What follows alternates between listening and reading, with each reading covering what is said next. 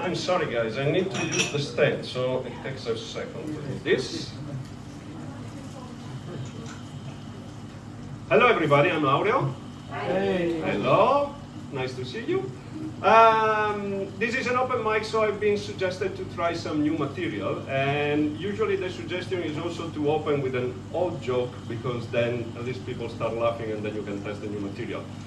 But my old material is not funny, so let's start with the new one anyway. And it's, do you guys have problems? Does anybody here have problems? Yeah? Yeah? You do? You do? Yeah, everybody? Who doesn't have problems here?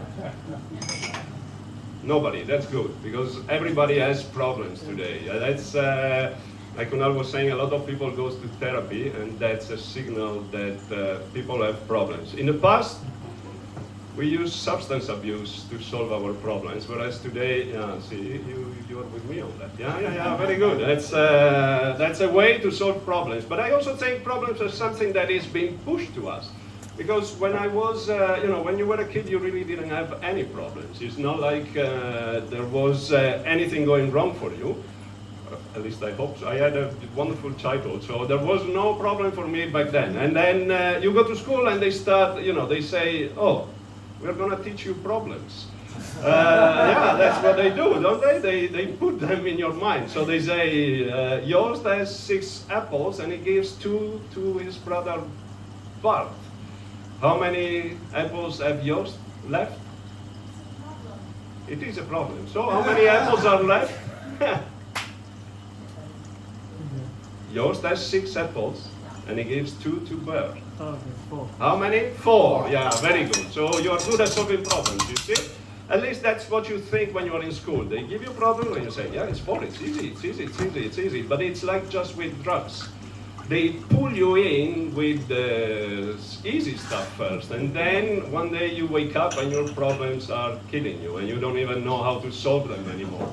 And that's, you meet a lot of people with a lot of problems, and everybody has different strategy to tackle that. And so, for instance, I met some couples through lives that they were struggling with their relationship, and then their solution to that was, oh, maybe if we have a baby, it will help us get closer together. Have you ever heard that story? That is, I don't know who made it up, because how do you solve a problem with a bigger problem? It is, it doesn't really work. It's not like, so if the couple is struggling now, a baby for sure is not going to help it. I have 3, and they are my problem today. So don't bet on that. And it is really, and people do go into substance abuse also to solve their problem. And alcohol is one of them. And as the great Homer Simpson once said,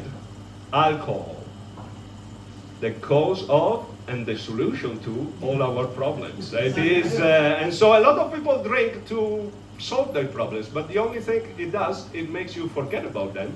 It's not that the problems do go away. They come back, and alcohol actually becomes probably your biggest problem at that stage. It was for sure for me. I used to drink a lot. I'm Italian, and in Italy we start drinking at 12. And that's the age, not the time. It's not, we are, you start very, very young, at least I did. And, I don't even give Coca-Cola to my kids. And my grandparents were giving me wine at 12. But with the time as well, aperitif is popular, and in Italian is aperitivo, and it's usually something that here you do before dinner. But in reality, it's simply done before a meal. And in Italy, we go out for lunch, and we will go for aperitivo before that. So we actually start drinking before 12, if you're looking at the time, not just at 12 as the age. But the Dutch only do it before dinner because they don't actually do lunch. Lunch for the Dutch is a bit of bread with butter, which becomes lunch only if you lunch it away. It's not really a lunch to me. And so they do aperitif before dinner. But for us in Italy, you can drink at any time. 11 a.m., 3 p.m., 6 a.m. It doesn't really matter as long as you're drinking, you're doing fine. Back in the days, we used to, I think that used to be it is today a lost art we used to do when we were drinking in Italy. I don't know if any of you ever did, but it was a great leisure thing to do. Drink driving. Does anybody remember that? Yeah, you're from Portugal. I'm sure in Portugal people used to do it as well. I don't know. Drink driving used to be I used to be great at it. You know, I did it all the time. And the funny thing was also that it was culturally accepted. We would, if we were 4 friends of us, we would go out one night. With 4 cars, we would go to a place like this, drink and drink and drink, and then say, okay, let's go to a club. And then you drive the 4 cars there, and you just keep on drinking, and then come back home, and nothing happens. And you keep doing that until somebody dies. And then it's no longer funny, yeah, but it is what used to happen in Italy back then when nobody cared about it.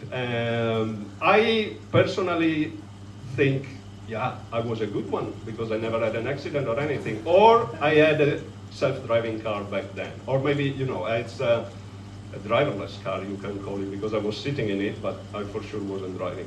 And then it is also one night I went out drinking with my brother, and as we used to do, we went with 2 cars. We even though we lived in the same place, and then when we came back home, he managed to get home before me, and so when I got home, I heard him upstairs. He was still upstairs. He was already upstairs. He was in the bathroom, and if you have any siblings, you know that the bathroom is always shared. And so I went upstairs, and he was brushing his teeth, and then. I was like 2 a.m. I was half drunk, he was completely drunk, and then I looked into the bathroom and I looked at him through the mirror, and he noticed that I was there, so he picked up his eyes and he looked up at me in the mirror, and I looked at him and I said, "That's my toothbrush." And then he went, "What? Oh, no," and he started washing his mouth with soap, and he said, as if I had diseases that he didn't even already have by himself, and he started shouting at me as if it was my fault. But all I could think was, he probably did this every single night we went out drinking. And so that's just to put in your mind if you're sharing the bathroom with anybody else that drink. But after this, I think this is my time. I want to leave you with a final message that is, the day I will be president of the world, I will make sure that nobody drinks and drive. Thank you very much.